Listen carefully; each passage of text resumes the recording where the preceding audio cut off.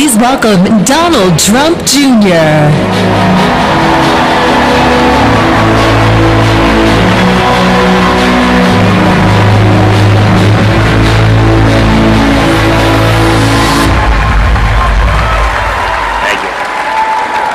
Good evening. I'm Donald Trump Jr.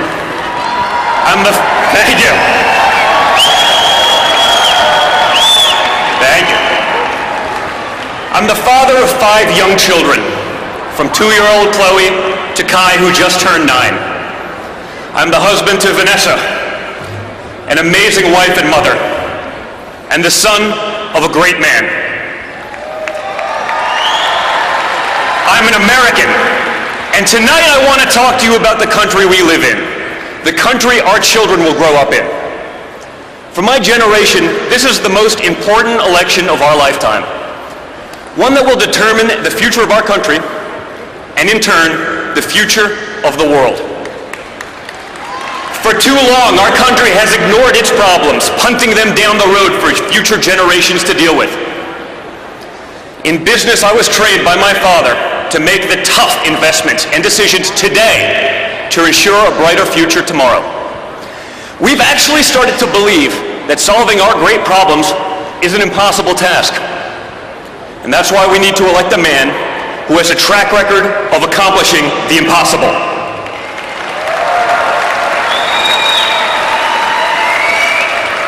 For the first time, parents no longer think that their kids will be as well off as we were. We've lost the confidence in our leaders and the faith in our institutions.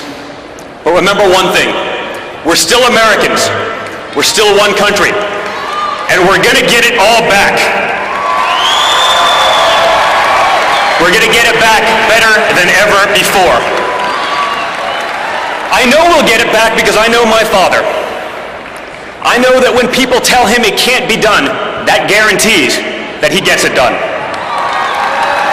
I know that when someone tells him that something is impossible, that's what triggers him into action. When people told him it was impossible for a boy from Queens to go to Manhattan and take on developers in the big city, rather than give up, he changed the skyline of New York. I've seen it time and time again, that look in his eyes when someone says it can't be done.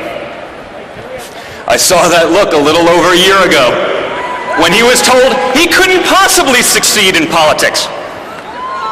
Yes, he did. For my father, impossible is just the starting point. That's how he approaches business projects. That's how he approaches life. Whether it's teaching his granddaughter how to swing a golf club or tackling the toughest negotiations, he's always fully committed. That's why the person who had never run for office before stood on the stage 11 months ago in this very arena with 16 professional politicians. And this week, that same man will stand before you as our party's nominee for the President of the United States of America.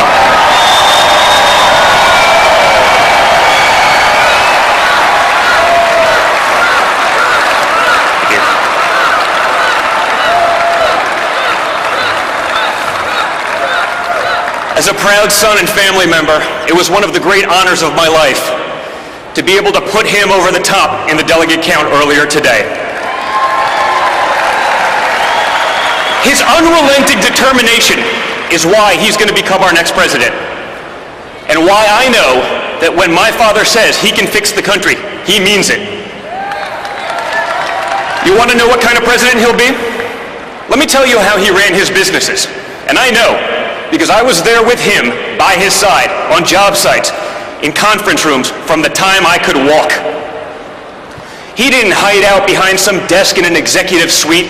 He spent his career with regular Americans. He hung out with the guys on construction sites, pouring sheetrock and pouring concrete and hanging sheetrock.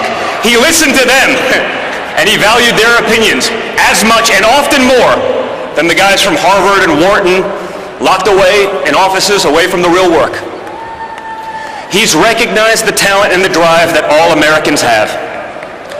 He's promoted people based on their character, their street smarts, and and their work ethic, not simply paper credentials. To this day, many of the top executives in our company are individuals that started out in positions that were blue collar, but he saw something in them and he pushed them to succeed. His true gift as a leader is that he sees the potential in people that they don't even see in themselves.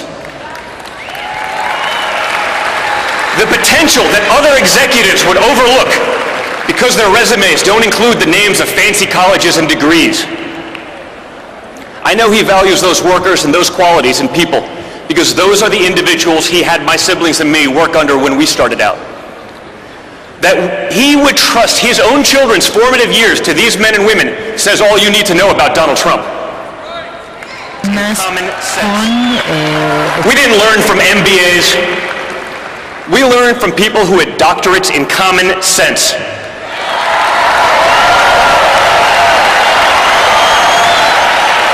Guys like Vinny Stelio, who taught us how to drive heavy equipment, operate tractors and chainsaws, who worked his way through the ranks to become a trusted advisor of my father.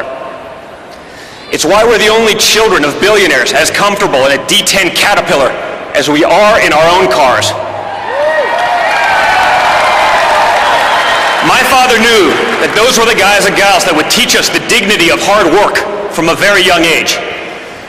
He knows that at the heart of the American dream is the idea that whoever we are, wherever we're from, we can get ahead, where everyone can prosper together. The other party also tells us they believe in the American dream. They say we should worry about economic inequality and immobility. You know what? They're right. But they don't tell you that it was their policies that caused the problem, and it was their policies that have no accountability.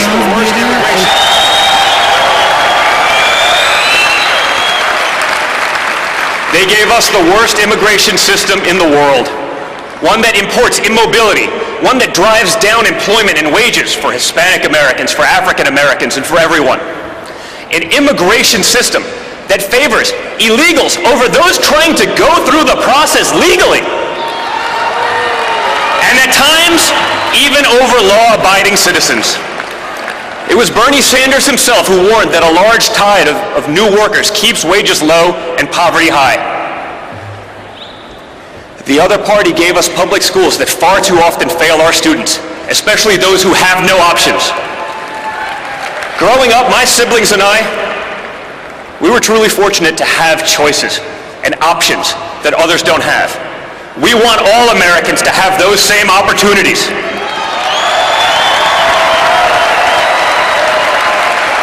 Our schools used to be an elevator to the middle class. Now they're stalled on the ground floor. They're like Soviet-era department stores that are run for the benefit of the clerks and not the customers, for the teachers and the administrators and not the students. You know why other countries do better on K through 12? They let parents choose where to send their own children to school. That's called competition. It's called the free market. And it's what the other party fears.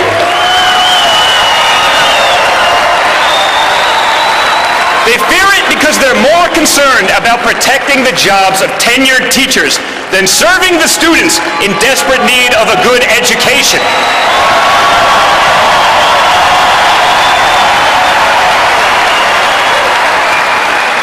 They want to run everything top-down from Washington. They tell us they're the experts and they know what's best. The other party gave us a regulatory state on steroids. Dodd-Frank was 1,000 pages long, and it's already spun off 22,000 pages in regulations. Imagine trying to digest all that before you even open your doors for business. That doesn't help consumers. What it does is destroy small business in favor of big businesses who can afford the vast number of lawyers and accountants needed to comply. Dodd-Frank is consumer protection for billionaires. We've produced the thickest network of patronage and influence of any country at any time in world history. It's composed of the self-satisfied people at the top, our new aristocrats. We can't live that way any longer. It's too risky. Let me talk a little bit about risks. The other party is the party of risk. I've spent time with many great Americans who have served this country in the military, and they know what's at stake. When we have weak leaders in positions of power, Americans risking their lives for our freedoms are less safe. You know, almost daily I get a call or a text from a real American hero. His name's Mark Geist, and I'm proud to call him a friend. Mark was part of the security team at the annex on our grounds of the consulate in Benghazi. Mark was one of the men who received frantic phone calls from his buddies at the compound, calls that pleaded for help, calls that he and his team tried to answer, but calls that didn't save all his friends, because Secretary Clinton's State Department had ignored their requests for help, both on the night in question and even in the weeks and months leading up to the attack. It was a tragedy, and one that would be repeated were she to win the election. Ask Mark, who's fit to lead? Who has the judgment to lead? Who will take that call at 3 o'clock in the morning yet?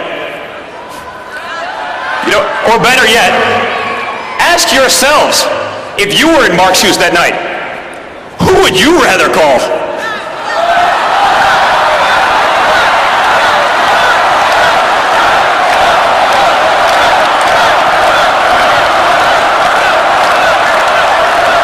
Let me tell you something about risk. If Hillary Clinton were elected, she'd be the first president who couldn't pass a basic background check. It's incredible. Hillary Clinton is a risk Americans can't afford to take. She says she'll issue executive orders to take away Americans' guns. She wants to appoint judges who will abolish the Second Amendment. Just look at how effective those laws have been in inner-city Chicago, a city with the toughest gun laws in our nation, where 70 people were murdered last month alone, and where over 3,400 American lives have been lost since this administration took office in 2009. You know why those laws fail? Because criminals, by definition, don't follow laws. Rather than prosecuting real criminals, she would strip hard-working, law-abiding citizens of their rights to protect themselves and their families. She'll throw every possible obstacle in the path of safe, reliable, affordable energy produced in America, by Americans, for American businesses and families. Rather than being energy independent, our country will be forced to remain beholden to her buddies in the Middle East. Those are risks we can't afford to take. And when we win, we're not going to have to. There's so much work to do. We will not accept the current state of our country because it's too hard to change. That's not the America I know. We're going to unleash the creative spirit and energy of all Americans. We're going to make our schools the best in the world for every single American of every single ethnicity and background. We're going to put Americans first, all Americans, not a special class of crony elites at the top of the heap. We're going to elect a president who will work with everyone to pass legislation that will make our country great again. A president who will give us a tax code that will free the American economy and end special loopholes for the wealthy. A president who will give us an immigration law that protects American citizens and gives them jobs. A president who will repeal and replace Obamacare without leaving our most vulnerable citizens without health care, and who will do it without destroying Medicare for seniors, as Hillary Clinton has proposed. A president who knows we can't simply delete our problems, but that we have to tackle them head on.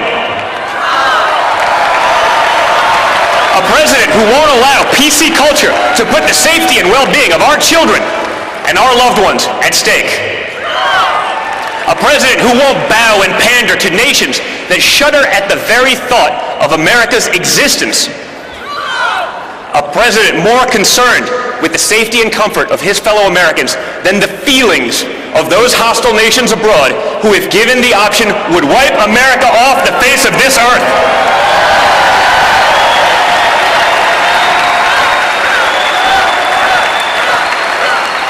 A president not beholden to special interests, foreign and domestic, and one who funded his entire primary run out of his own pocket just to prove it. A president who will secure and defend the borders of the United States and who will appoint judges who believe that freedom requires a limited government. A president who won't use the highest office in the land as a path to personal enrichment. A president who's actually created real jobs, who has actually signed the front of a paycheck, and who doesn't just talk about it in theory. A president who has real people's families and livelihoods dependent on his success and the success of his company for decades.